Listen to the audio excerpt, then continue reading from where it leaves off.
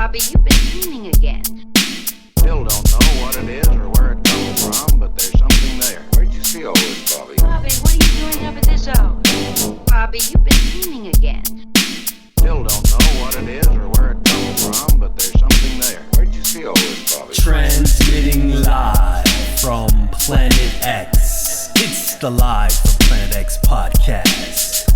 I'm your host, Zaire, the Planet X ambassador, where we talk hip-hop and all things strange and paranormal. Let's go, let's go, let's go, let's go. Tonight's special guest, Samuel Chong, a certified court interpreter and Chinese translator. Samuel was instrumental in arranging for the Chinese publication of Michel Desmarquet's book, The Thiaoouba Prophecy. Let's go, let's go, let's go, let's go, let's go, let's go, let's go. And ladies and gentlemen, welcome back to the Live from Planet X podcast. I'm your host, Zaire.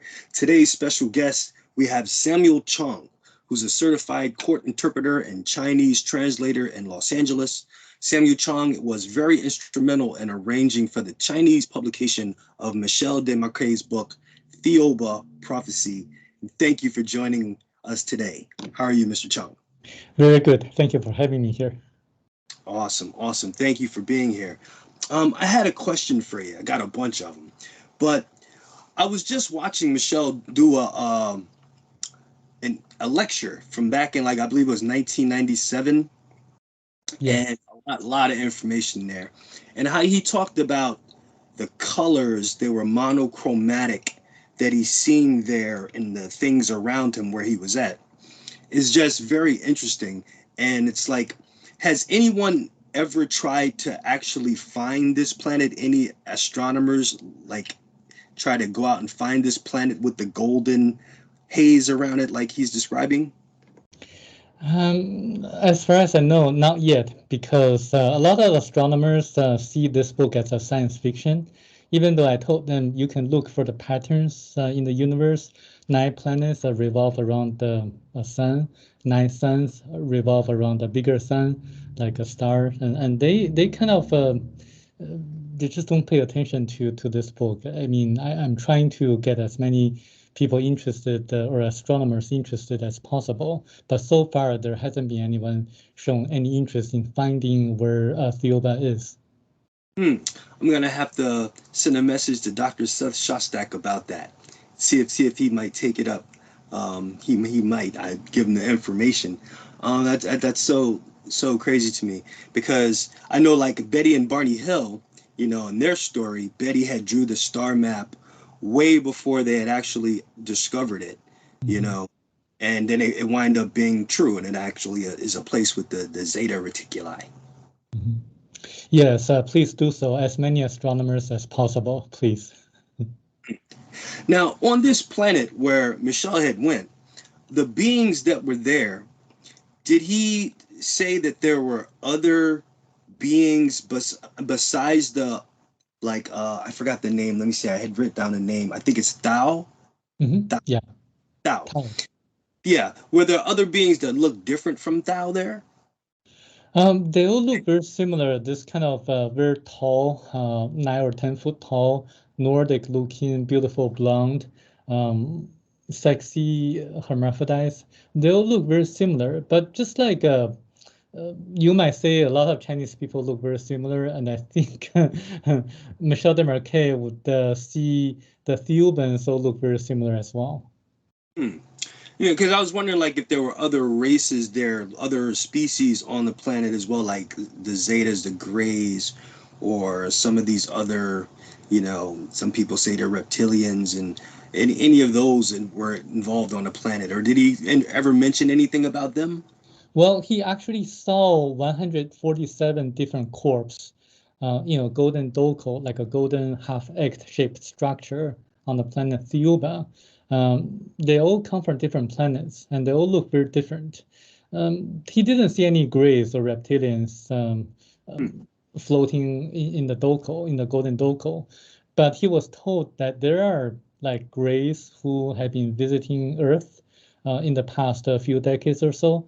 And he was told that they did implant certain devices on certain people. By the year 1995, there were about 150 people or so who got the implants. But he was also told that there's no need to worry about them because the Thiaoubans have been monitoring the activities of the grays to make sure that there's no harm done onto us. The reason that the grays did this to us was to monitor us to see how we respond to our increasingly troublesome immune system, because they have been losing their immune system for a long time. So the Greys are actually a dying race. They want to see how we respond to the same situation because we have had the same problem since 1948. Oh, wow. Yeah, I know there's been plenty of cases where people with implants had even been removed. Yeah. And some of these implants seem to self-destruct and just disintegrate right in front of the doctor's eyes sometimes. I see. Actually, a friend of mine a few months ago got the implant from the Grace when she got injured. After she got injured, when she was hiking in Yosemite National Park in California, she was in pain and she got hurt. But after she got visited by the Grace, her injuries, her wounds were fully recovered, like disappeared overnight. That's amazing. I mean, I don't know how much you can go into detail about that situation that just happened with your friend, but I don't know how much you can divulge to me, but did she say how they visited her? Yeah, it's during night, and she saw this kind of yellow light, and all her surveillance cameras went out. She just very strange because she had monitoring systems in her home, and she was a very kind of high-level manager in a very well-known luxurious store in Orange County.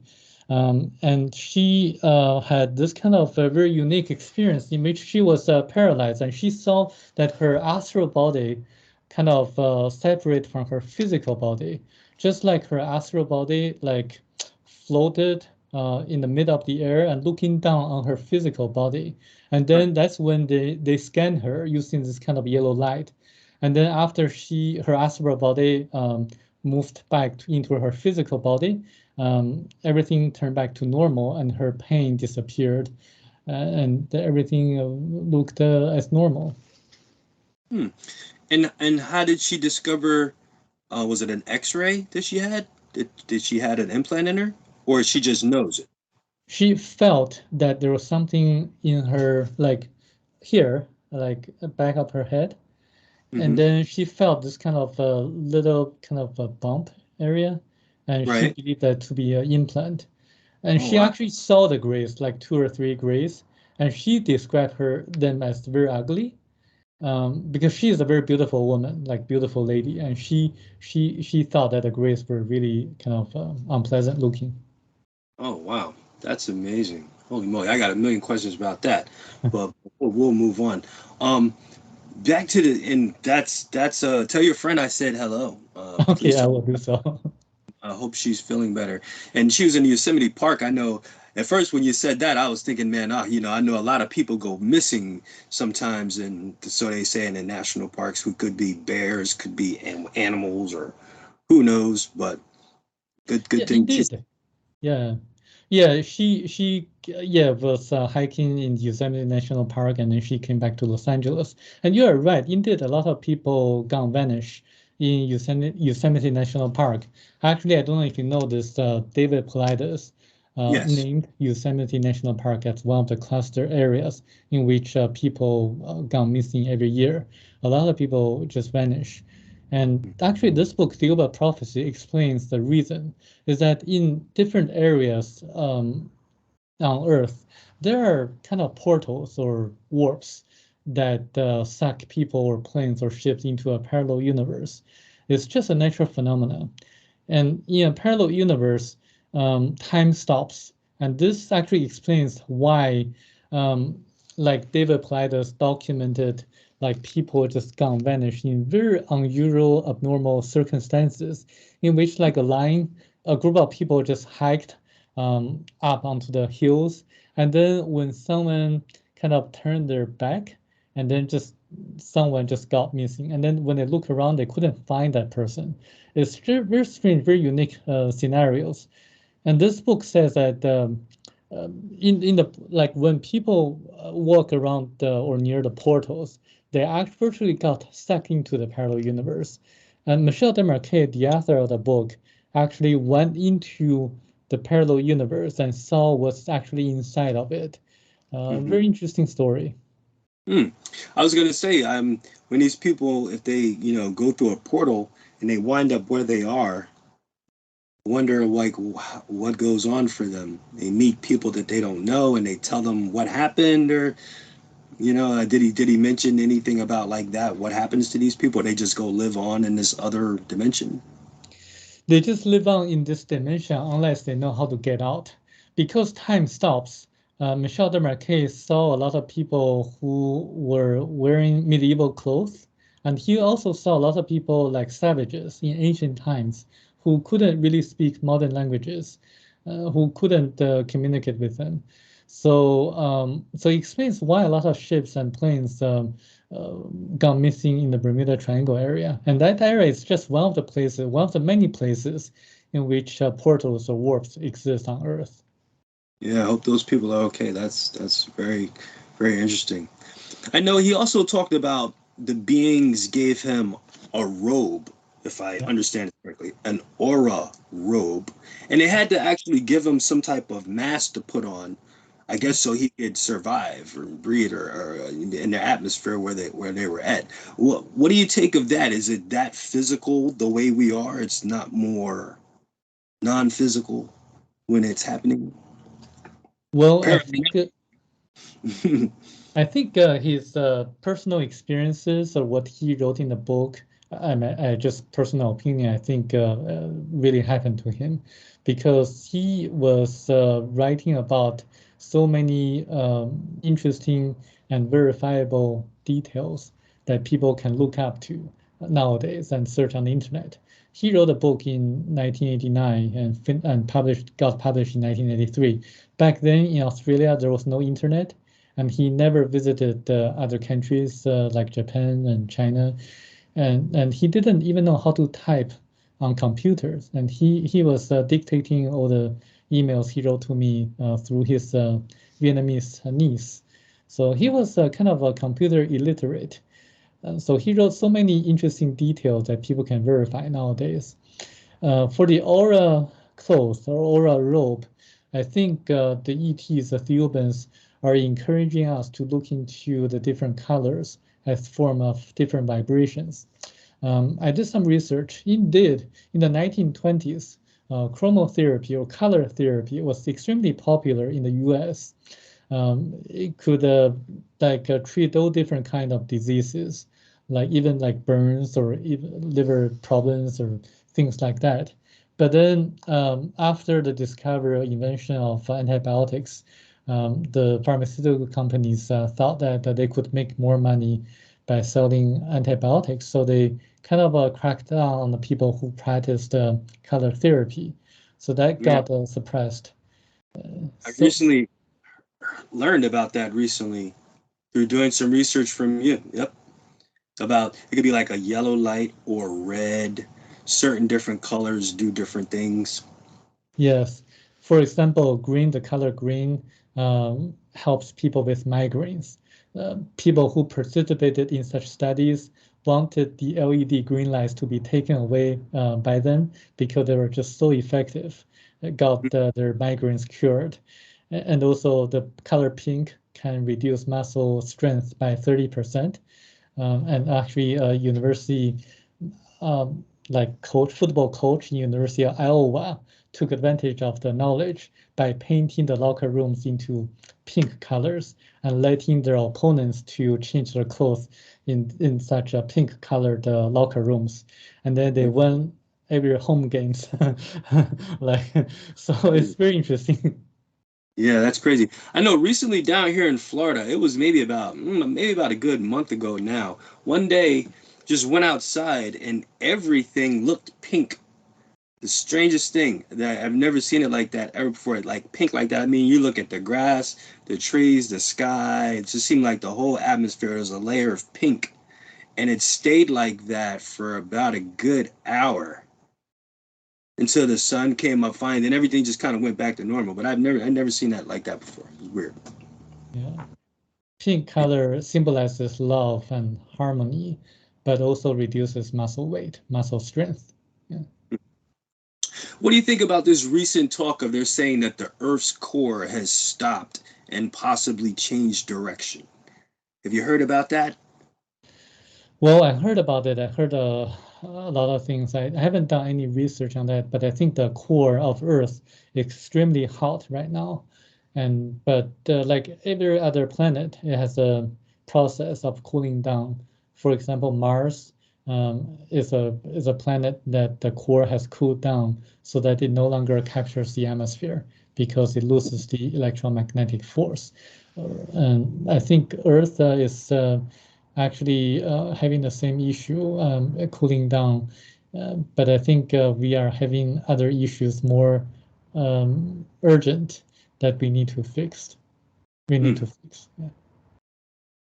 Now, did Michelle ever say anything about the beings there who very advanced and just very on a whole nother spiritual level consciousness? Did he ever say anything about there's beings here on the planet that might live underground in a hollow earth here on our world, on Earth? Well, he didn't mention anything like that. And actually, I don't think the hollow earth theory has any physical validity because physically speaking, and as our scientists have proven that Earth has a core that's extremely hot, like a metalish or extremely heavy. This is the reason we have our atmosphere. This is the reason that our electromagnetic field is able to capture the atmosphere. So I think the core of Earth is not hollow.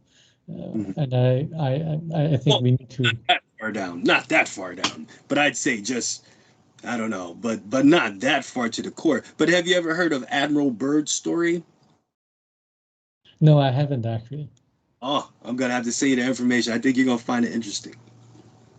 It's a lot. It's a big story. But Admiral Byrd apparently he flew into a hole in Antarctica, and his plane was like tractor beam taken control of, and he seen a UFO and it made him land.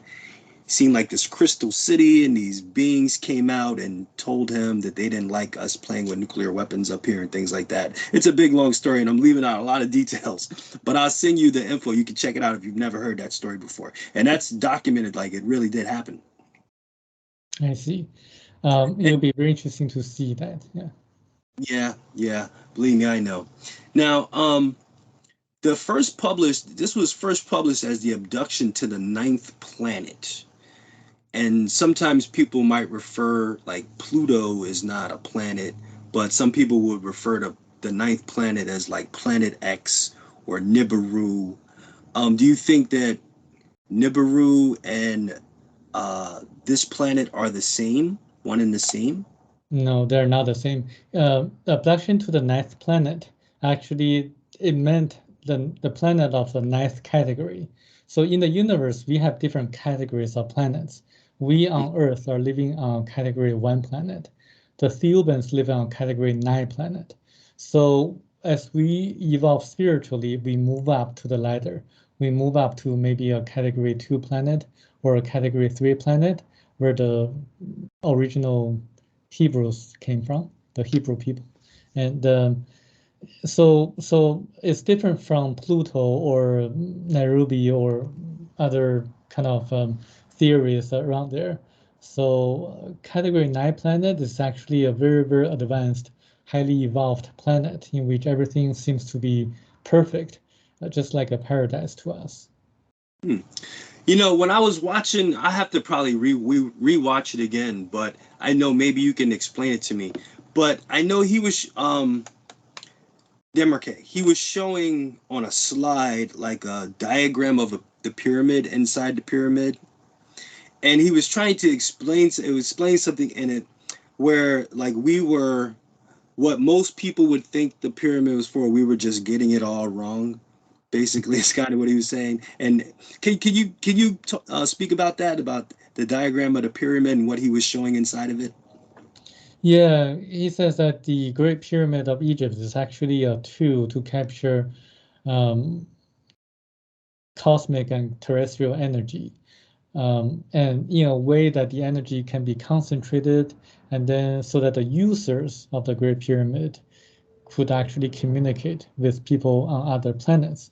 So what the pharaohs did was that they sat in the king's chamber and then meditated, and then using their kind of consciousness or will or kind of mind to communicate with other people on other planets by concentrating energy in a manner that that they could strengthen the communications signals.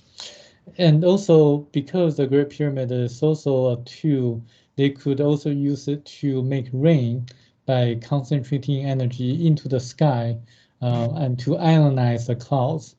University of Reading in the UK did an experiment by using what they call the organ energy to make rain.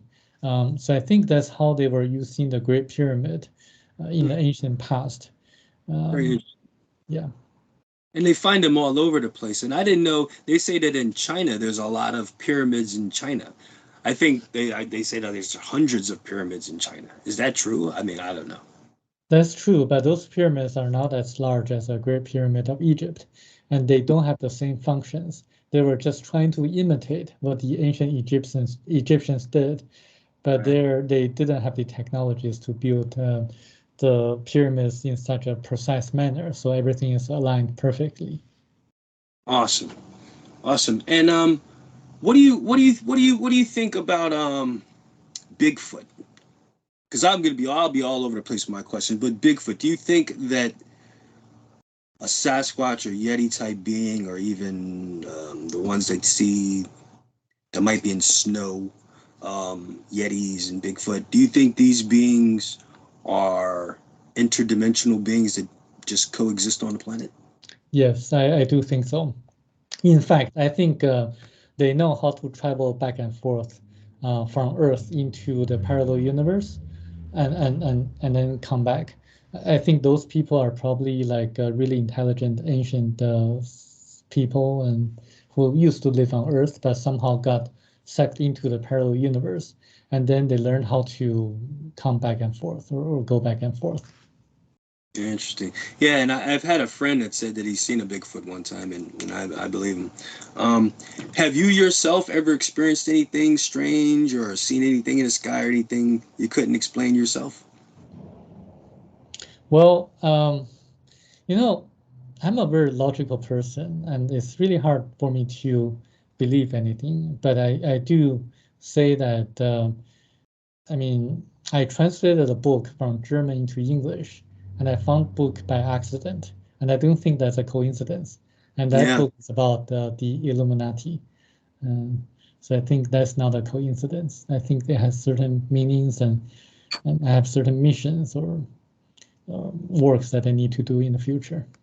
Yeah, I was saying that you were actually looking for one book and you found another book, and then you started looking for that book, and then how you had the picture of the bungalows and you went looking for them, and then the whole story is just amazing. I encourage everybody to do some research on this man's work and what he did, and to bring this into existence.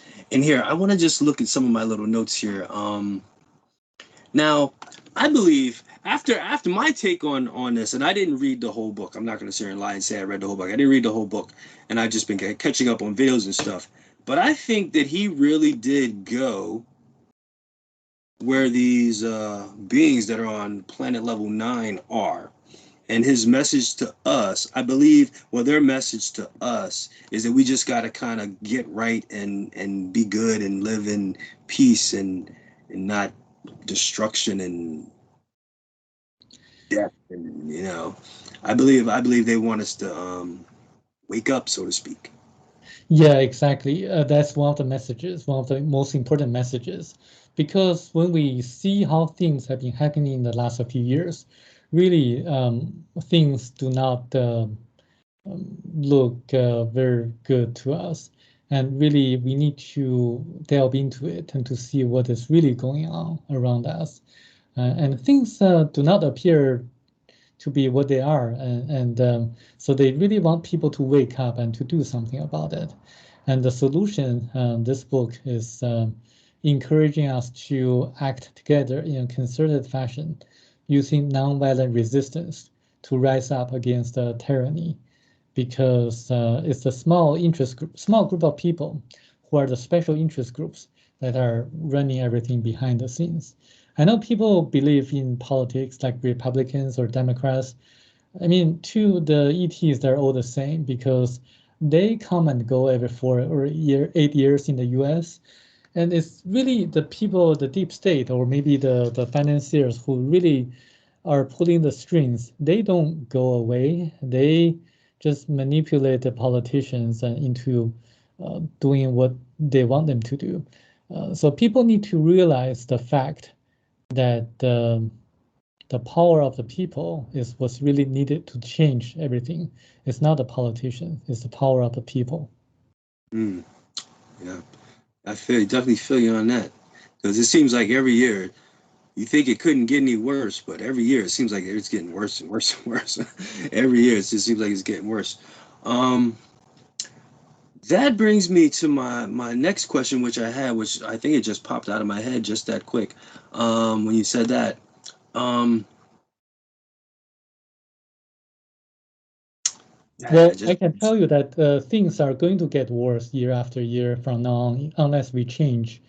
So the reason is that, I studied economics at UC Berkeley and London School of Economics. I studied economics history, and also learned financial analysis at a university in Spain. And as a Chinese translator and certified court interpreter, I have access to certain information that other people might not necessarily have because of my language skills. And I'm also privy to certain information. I do see a financial turmoil coming up. If people are not prepared, they're going to probably be really shocked at what's coming up to them.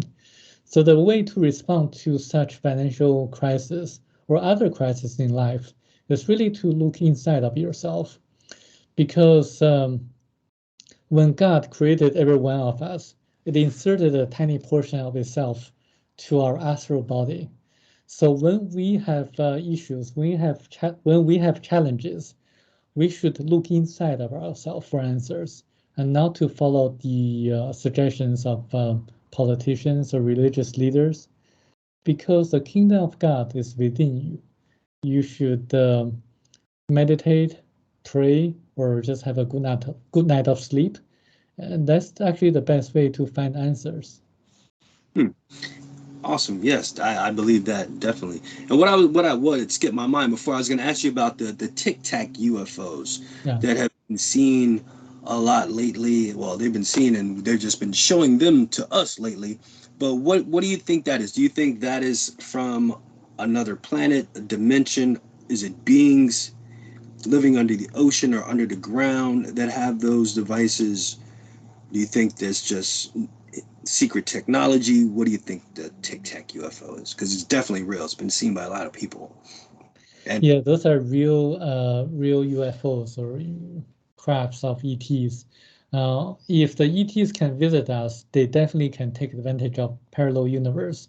So they can come and go inside of a parallel universe to hide themselves. So when we see they suddenly appear in the sky, that's when they suddenly came out of the parallel universe. Because this is what the Thiaoubans did. They used the parallel universe to prevent people on Earth from seeing them.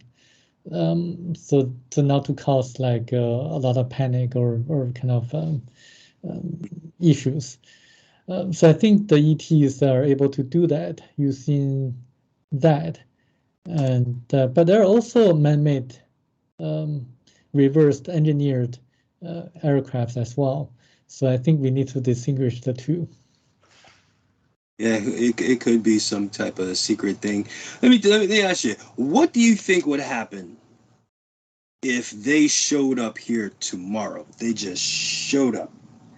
What do you think the governments and people, how do you think they would react? I mean, they put on a show where like they came where everybody could see them. There was no hiding them. How do you think people might react? So the government, I think the smart people could get over it. yeah, I think the government is going to use it as their advantage, especially the military industrial complex. They're going to say, oh, the ETs are malicious and they're going to invade us. They're going to say that we need more funding to build our weapons and to do a lot of research and development to fight against the evil ETs. I think the military industrial complex are going to use anything, the narrative as use the narratives to really get more government fundings and to create panics and also to cause a lot of issues in the society. And this is actually something I think will happen when there's a prolonged peaceful period on Earth. We are now fighting against I mean, there are now wars like between Russia and Ukraine. I don't think they're going to do that yet. But when the wars stopped, or when there's a prolonged peaceful period, when they need more government funding, I think that's going to happen. Wow. Who knows? Like war of the worlds or something. But has Thao ever visited you, or did Thao ever come in a dream, or has Michel ever visited you since his passing? God rest his soul. Anything? I had a dream. In which Michel Desmarquet came to visit his son, in which I was also present. And that dream was kind of a lucid dream in which I still remember today. In terms of Thao, I haven't had any contact with her yet. No telepathic message. In the sense that I don't really expect any telepathic messages from her because I really want to be more independent, to really navigate my life in a manner that I can learn from all the obstacles or challenges that I encounter in the future. Because that's the way I learn. I learn it better without the assistance of my parents, without the assistance of outside help, like the help from Thao.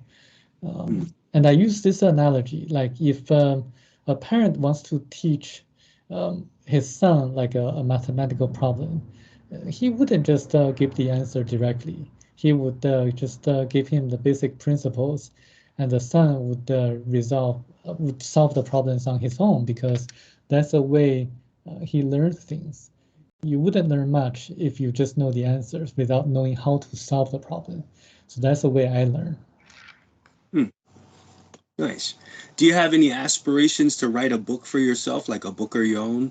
Any plans, things like that in the future for you? Any projects you're working on?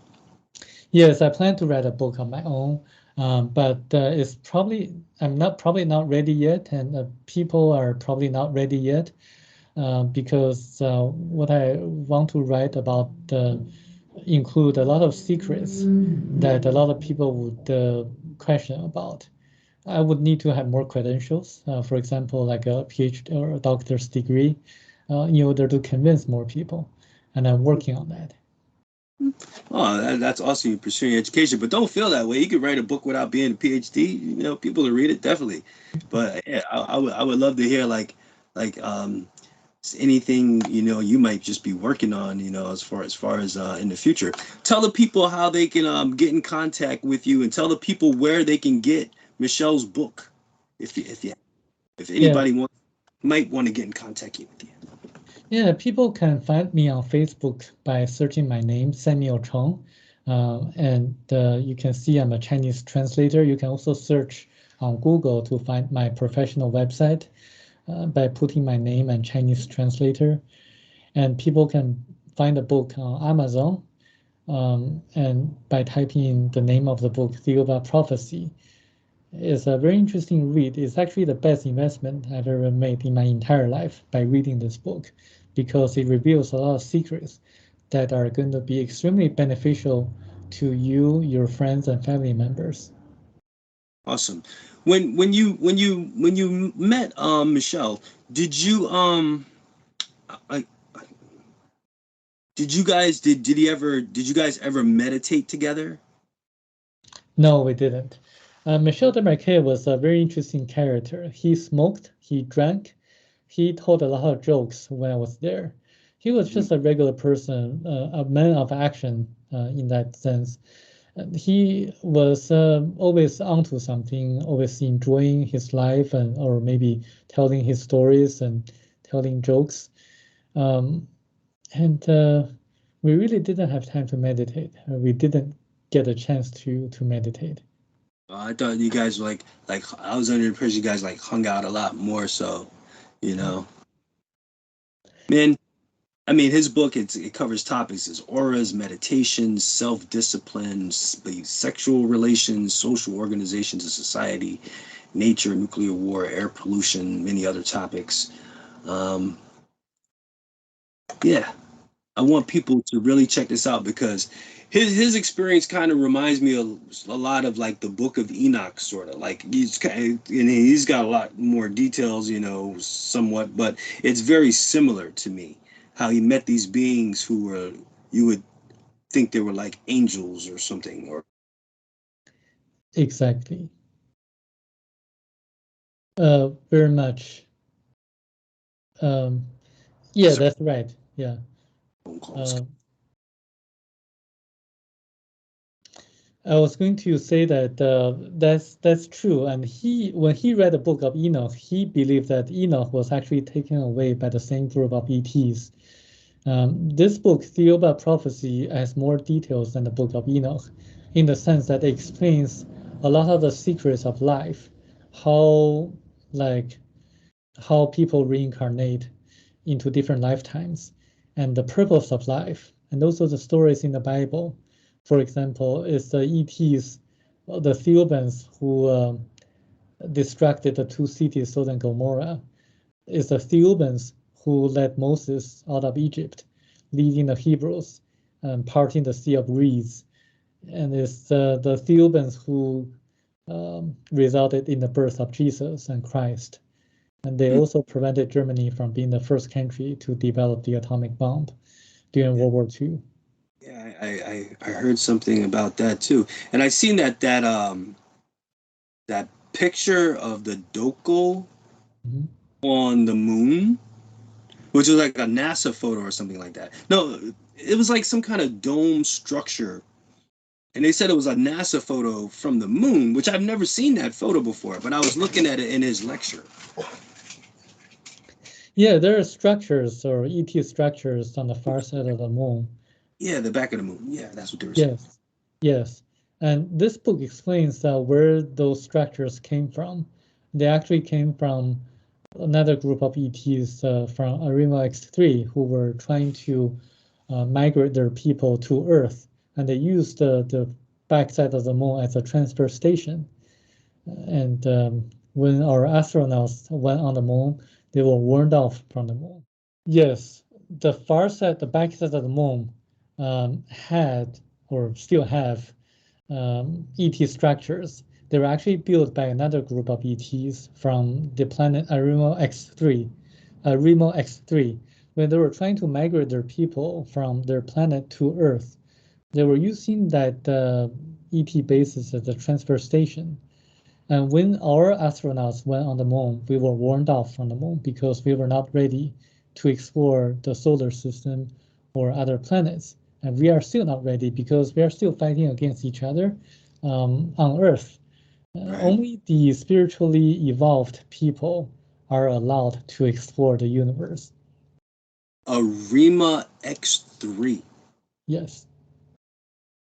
I've never heard of that planet before. That's a planet, right? Yeah, that's a planet. And actually, nowadays we see the people, the Polynesians on the Pacific Islands, they were originally from the planet Arimo X3. They were the people who had a lot of ancient technologies, who were living on the continent Lemuria about 200,000 years ago. And they were the people who actually built the statues on Easter Island. Yeah, the Easter Island heads. It's amazing. Growing up when I was a little kid, we just knew about the Easter Island heads. But now that here now, we know that there's bodies, full bodies below the dirt, which is amazing. Yes. The reason the technologies they used were anti-gravitational technologies and supersonic vibrational systems so that they could cut the big stones in a very, very precise manner. It's the same technology they used to build the Great Pyramid of Egypt. You know what I theorized? I just thought a possible way too how they could have did that is if you had a just a mold of a square, and instead of carrying those heavy rocks, you would just bring the liquid filament or whatever it is to where it is and pour it in there, so it's not as much to carry, and then it solidifies and becomes hard. That could be that. Who knows? They could have did it like that too. It could have been like cement, kind of. Yeah. Well, I can tell you how they did that. So they have to find the large stones. So there were some kind of quarries like near Easter Island. So once they found the big stones, they used a kind of vibrational knife. So they used a different kind of supersonic knife to cut the stones in a very, very precise manner, just like the stones in the Great Pyramid of Egypt. So it didn't take a lot of energy or force. It just used this kind of vibrational technology. And then they also were able to neutralize the gravity of Earth. So the stones would become weightless without weight. And then they used another kind of vibration to move the stones around to other locations or the statues around. So that's how they built the Great Pyramid or the statues on Easter Island. That technology, I think, would be dangerous in the wrong hands nowadays. If some people knew how to float bricks and tons of weight, throw it around like X-Men or something. And I think a lot of scientists have discovered or invented this kind of technologies. And I think the military, our military, the U.S. military has it. What do you think of the Area 51 Bob Lazar story? Do you think Bob Lazar's story is true? I believe it. I believe it. I believe it myself. You do? Yeah. I believe it. I believe it. He is very credible, and also I think they were trying to reverse engineer the technologies from the Greys. I would suggest the U.S. government, the military, to look into Thiaoouba Prophecy, this book, because according to them, the Thiaoubans, the Greys also come from Category 1 planet. So if they're learning from the Category 1 planet inhabitants, the Greys, they're learning from like our peers, their peers, like classmates. If they really want to learn, they should learn from the masters, the Thiaoubans who live on Category 9 planet. So if I were them, I would learn from the professors, not the elementary school students like us. I didn't get to the end of the book. You know, I haven't read the whole book, but did the Thiaoubans, I want to ask, did they say anything about them coming back to Earth? Coming to Earth? They have done that many times throughout history. For example, but I mean, like, I'm sorry. I get what you're saying. I'm sorry. Go ahead. Yes. Because I know they have helped us. They've been here a lot. I'm sorry. Yeah. So yes. So Enoch was taken away by them, and he was told to write a book. A few decades later, Noah was told to build an ark, and Michel Desmarquet was told to write a book. So here came the book, Thiaoouba Prophecy, or The Golden Planet. And you can imagine what's going to happen a few decades later. They actually have been in constant communications with us when we were spiritually evolved. For example, about 200,000 years ago until 14,500 years ago, they were in constant communications with the people living on the continent of Lemuria. So they helped the Lemurians to colonize other parts of Earth. So when we are ready, they're going to contact us, but we are not ready yet because we are still fighting for material wealth. Do you think Lemuria could have been what they consider Atlantis? Yeah, I mean, Lemuria is another continent that coexisted with the continent of Atlantis. And both continents sunk into the ocean, unfortunately, and great technologies were lost, and people went into a decay spiritually. So that's why we have been going downwards since the disappearance of Atlantis. And I'm hopeful that we are going to mend our ways and to really wake up, to focus more on spiritual growth, so that the Thiaoubans, when they come to visit us, we are ready. You know, in certain religions and things, they believe that there's going to be this third Antichrist person come. You know, it's going to be basically like the devil in disguise, a demon in inside of a human body, or just. Do you think? Do you think that type of prophecy or foreseen something evil like that's going to happen? Do you think that is a possibility? You ask great questions. I really like your questions. This is a great question. It's no accident that I translated that book, 334 Lies, from German into English. And when people say the great devil or the Antichrist, and I think that has something to do with the Illuminati or the chair, the highest degree chair of the Illuminati. I didn't believe that the Illuminati existed until I read the book, 334 Lies. Now I do believe that there's something credible about that book because it really corroborates with the accounts of a Dutch banker called Ronald Bernard. The high degree, people in the high degrees of the Illuminati have supernatural and super psychic powers. They can do a lot of things that we cannot do. They can levitate, they can mind control others, they can actually murder or kill a person just using their mind. This may seem like a science fiction, but like a person like me, who work with a lot of doctors and lawyers and in the U.S. court system, I believe that's true, that's doable, because Jesus could do the same thing. Jesus resurrected the dead, and he could actually materialize certain things or objects like food for people to eat, and he actually levitated and walked on water. Right. So I think people with practice, they can have a lot of psychic powers.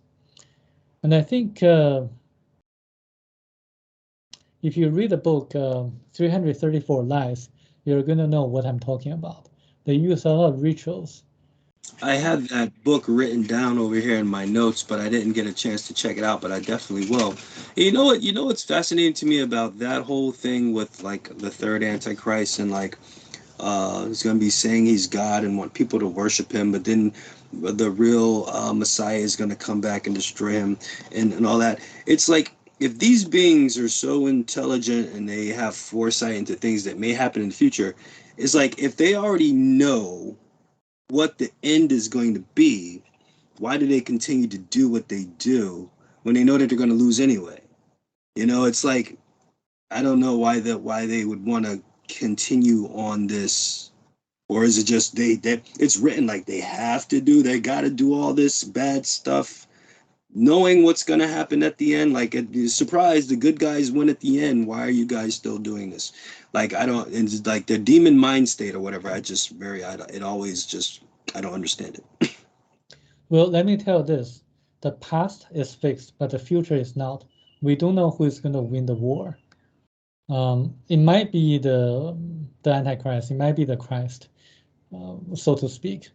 We really don't know because it really depends on our actions. We may receive outside help, but don't rely on it because otherwise we wouldn't learn as much. So your question is really good because we don't know what's going to happen in the future. I don't know what's going to happen. I mean, even though I know the secret that the author didn't write in the book. Yeah, because it's like people saying the end is near. You know, hold up a sign saying the end is near, and people were saying that 100 years ago, and 100 years before that, 500 years before that, could be 1,000 years from now. And it's like, I mean, if you read the Bible, the King James version of the Bible, you know, you go to the end, and then kind of towards the end, it says the mystery of God will be revealed, which is very, very exciting. And I think we're all very lucky to be created as human beings, form of men and women, to have that opportunity to live forever and be eternal beings. Yeah, people say the end is near all the time throughout history, but not as such. No one has done a lot of like writings like this book, Thiaoouba Prophecy, with so many specific verifiable facts. Like all the prophecies done by others, like I just don't want to name them. Like they just say out of the blue that the end is near. They didn't provide any foundations. But this book, Thiaoouba Prophecy, provides a lot of foundations. It talks about the tomb of Jesus Christ in Shingo Village, Japan, that people can touch and research and visit. It talks about the effects, antiviral effects of blue light, and people can just research. And Harvard Medical School has this kind of research paper showing that certain wavelengths of blue light have this kind of antibacterial, antiviral effects. Has so many interesting facts that people can verify. So this book lays the foundations of what it says, what's going to happen in the future. And the future depends on our actions. So that's why I ask people to wake up and to use nonviolent resistance to really change our current path into the future so that the future can be a bright future for us. Yeah, that's interesting. You bring about the tomb of Jesus in Japan. And I know apparently his brother is next to him. Yeah. Now, how do you think that gets lost in history? Where, you know, like, is there certain people or kings and at that time that make those decisions to hide those things from people? I mean, I just learned that recently. Like, I think like this year, for the first time ever, I heard that was this year. So I'm late in the game knowing that. I mean, if you were the Vatican, the Catholic Church, how would you explain there is another tomb of Jesus Christ in Shingo Village, Japan? How would you explain that? Didn't Jesus resurrect from the dead? And didn't he got kind of crucified? And just they just didn't want to admit the fact that there's another tomb of Jesus in Japan. Now I mean, if you know the information about it, is the tomb like empty? Is it just like an empty tomb? It's not empty. I mean, the tomb of Jesus Christ in Shingo Village, Japan is not empty, but the tomb of his brother is empty. Just there's a bundle of hair of his brother inside that tomb. So there's a like ancient history of how that came to be, and the people there in the village sing a song that sounded like ancient Hebrew language. Oh wow, I gotta look into that. That's out there. That's out there because I'm sure there's gonna be tons of people who just heard that for the first time. Yeah. Just like I did not like too long ago. That's weird, and that's obviously been there for a long time. Yeah, Or roughly about 2,000 something years. 2,000 years. That's crazy. That's crazy. I got to look into that. Well, Mr. Chong, thank you so much for being on the Live from Planet X podcast. I don't want to eat up too much of your time because believe me, I can sit here and talk to you all day, and would love to have you join me on another show maybe. And you know what? You know who I'm gonna interview these people. It's Paul and Cyan Hamden. Have you ever heard of them? Not really, no. They're in Australia, and the Zeta beings, the Zeta Reticuli, they talk through them, almost like a medium for them. Okay. So I'm gonna do a show with them, and I'm gonna ask the Zetas some questions. But they say that there's 63 races of the Zetas, and one of them broke off from the 62,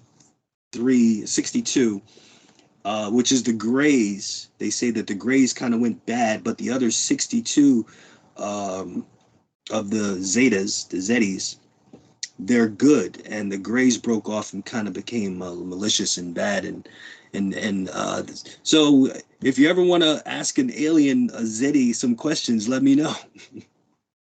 I would like to actually seek for verifiable information, like information that we can actually relate to, and to see if they can tell us something that we can verify, something that we don't know about but can actually verify. For example, the kind of where did the virus come from or something like that, because I have some insider information from whistleblowers from China. So something that we can verify. Kind of maybe just like some kind of something that got loose from a lab, you know. Yeah. That definitely, that's so strange. And then like how they come up with a cure for it so fast, when there's other things that are been here forever we can't ever make a cure for, but all of a sudden they made a cure for this that quick. It's actually not a cure, it's a vaccine, but the vaccines don't work.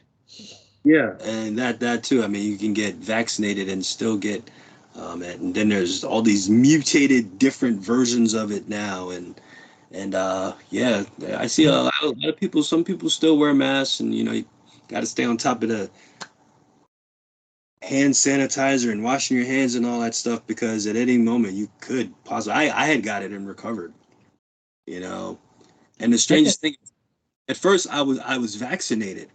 During a period when I was vaccinated, my wife got it, and I had to. And while during the period my wife and my daughter had it, I had to take care of them, and I was vaccinated, and the vaccine protected me. I didn't feel like I felt 100% normal taking care of them that whole couple of weeks when they were quarantining, and I felt completely fine. Like the vaccine really did protect me, and then they recovered. And about a year later, I did not get my booster. And then somehow I wind up getting it. And then I had it for like a couple of weeks, and it was horrible. Oh, man, it was horrible. But yeah, and it's still out there, and it's scary because I have one friend, I think he got it like 3 times. Covered, like, and it's like, ugh. Did he get vaccinated? Huh? Did he get the shot, the vaccination? I believe after like he got it the 3rd time, he got vaccinated after that, I believe, if I'm not mistaken. But yeah, it's crazy. But I know that the vaccine did protect me, and yeah. Which kind of vaccine did you get? I had the Pfizer vaccine, the BioNTech Pfizer vaccine, and I remember when my wife had it. I mean, it was just like, I knew 100%. If I wouldn't have been vaccinated at the time, I know I probably would have got sick too during that time frame. But I was like wearing gloves and stuff, and just being extra cautious, with everything, and bleaching everything, and Lysol. So it was just like a whole thing. But by the grace of God, she survived, and my daughter survived, and I actually had to rush her to the hospital one night where she couldn't breathe, barely. Like I really thought I was about to lose her that night. Like she could not breathe, and I had to rush her to the emergency room at like 2:00 in the morning, and I was vaccinated, and I was completely fine. But yeah, it's scary. I see. Yeah, it's really scary. I mean, the viruses are really man-made in the Chinese laboratory. There are actually two sections. One is the civilian section of the Wuhan Institute of Virology. There's a military section. It's a military section that invented the virus, and then they were originally going to release on the Hong Kong protesters, but somehow it didn't really spread. So they thought that it could be a very useful weapon to really mess up with the U.S. Election. So that's why they intentionally released the viruses, because they didn't like Trump. You know, I was gonna say, you know, we got into politics and stuff, but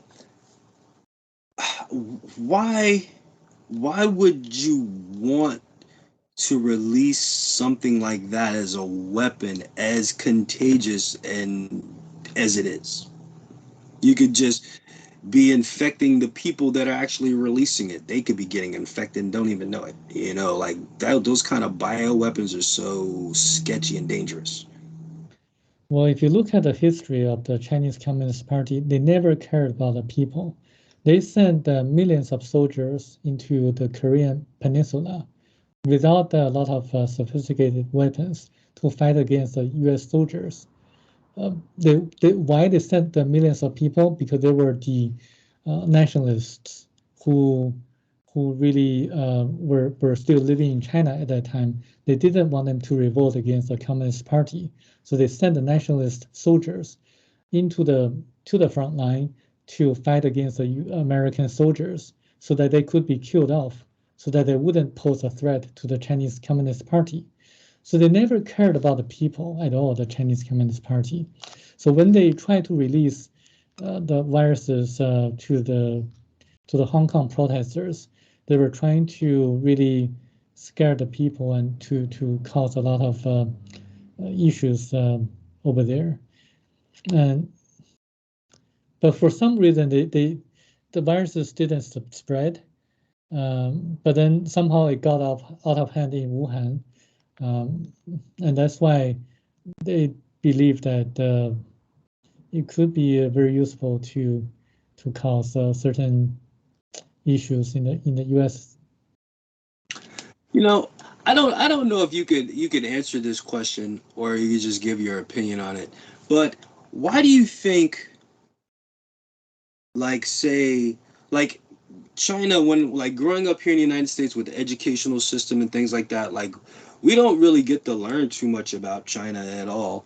And then they just kind of paint this picture like, you know, the people that are in control there, like the presidents or the, you know, the people in the military there, they're just like warring people. Like, how can I put this? Like they would hate people from the United States for absolute no reason, or if there is a reason, it's like it's hard to kind of think why. Like, why is the mind state like that in the Communist Party? Like, why is it? Because is it like, am I come across the right way? Where it's like, do you think like if China is their ultimate goal, would they want to just take over the whole world?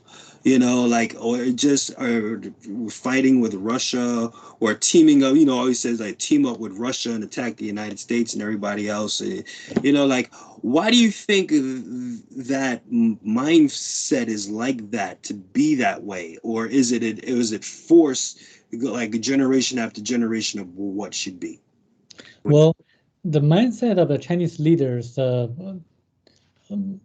didn't used to be that way. Follow-up question. I want to see what you're going to say, but I have a follow-up comment. Right. It depends. It really depends on the leader. Deng Xiaoping, the leader about 2 or 3 decades ago, he really wanted to coexist and harmoniously with the world powers at that time, the Soviet Union and the U.S. government.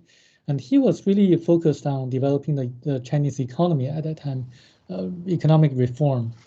But then in the last 12 years or so, Xi Jinping was the dictator in China. And under this totalitarian regime, he was bombarded by the people around him saying that, oh, China is great. China's economy is so strong that we can take over the US. And also we can actually be the world leader and to conquer the entire world. He was bombarded by all the people around him, telling him the false information for their own benefit, because they can otherwise, I mean, they tell Xi Jinping this so that they can get more military fundings and to really get their personal benefit. They don't care about the people. They don't care about the world politics. They just want to get more funding from the central government. They have to use a pretense, like have a reason to say that the U.S. government, the U.S. military poses a threat to us. We have to increase our military spending to fight against the U.S. military, and we have to unite Taiwan. Taiwan is actually a part of China, and if we don't do it now, we're never going to be able to do that. So they use this kind of narrative to brainwash the leaders of China right now, so that he thinks that he is able to take over the entire world. Yeah, because my follow-up comment to that was going to be but then I see, like, there's people from all over the world that go visit China. Tourism, there's a lot of businesses there, a lot of business changing of monies, and people manufacture a lot of stuff there. So it's like, why want to be like who's got the biggest missiles, the U.S. or China? Like, I just don't get it, man. I don't know why people just don't get along and work together without of nuclear war or some crazy war going or something. When we really uncover the truth, it's no longer country between country, no longer China versus US. It's a special interest groups that are really pulling all the strings behind the scenes. They care about their own interests. They don't care about the interests of the country per se. So when they really want to do something, they have to have a reason for it. For example, if the military-industrial complex wants to get more contracts, they have to create wars. So the war between Russia and Ukraine was one of the results of their undertaking. And so almost been a year now that's been going on. It's crazy. Yeah. So we have to look at the things from a different perspective. It's not that China fighting against the US. It's really something that the financiers, the cabal that's doing everything. Now, I know you say you have like insider information and stuff. Do you be like worried, like the men in black might come knocking on your door or something crazy like that? Those are just man-made robots or something like hybrids or some people. I'm pretty, if that happens, that happens. I mean, I'm just trying to do my best. I mean, we only live one life in this lifetime. If I die physically, I'm going to reincarnate into another life form. So I'm okay. I can just keep doing the cycles. Yeah, it's a very strange planet that we live on, my friend. It really is. And I'm hoping that the aliens show up and show us some, or the higher self beings. We got to stop calling them aliens. But I hope they show up and show us the way, because I've been on this planet for quite a little minute here, and it's been a roller coaster. Yeah. How did you find me, by the way? I heard you on Coast to Coast AM. I see. That's great. Yeah, I believe you were talking with George Norrie, or was it George Knapp? Or George Norrie? George Norrie. Yeah, I heard you. I heard you through Coast to Coast AM, and that was like a few weeks ago. I see. Yeah. Not too long ago. It was just recent. Yeah, I was like, oh man, I gotta see if I can get him on. I would love to talk to him. And thank you for your time, Mr. Chong. I'm not gonna hold you up anymore, but like I said, I'm gonna keep in contact with you. I'm gonna send you some information for you to check out. And any final words you want to say to the party people out here? I mean, when people like you or when others have obstacles in life or challenges, just remember to look inside of yourself for answers. The kingdom of God is within you. Amen. Amen. And thank you guys Yeah. for checking out the Live from Planet X podcast. I'm going to try to keep it interesting. This is Zigazai signing off. I'll see you next time. Thank you once again, Samuel Chong. And check out the book, The Thiaoouba Prophecy by Michel Desmarquet. It is available online. I'm sure you can Google that. It's probably on Amazon Books and a bunch of different places. I'm going to put all the links in the description in this video, so you guys check it out.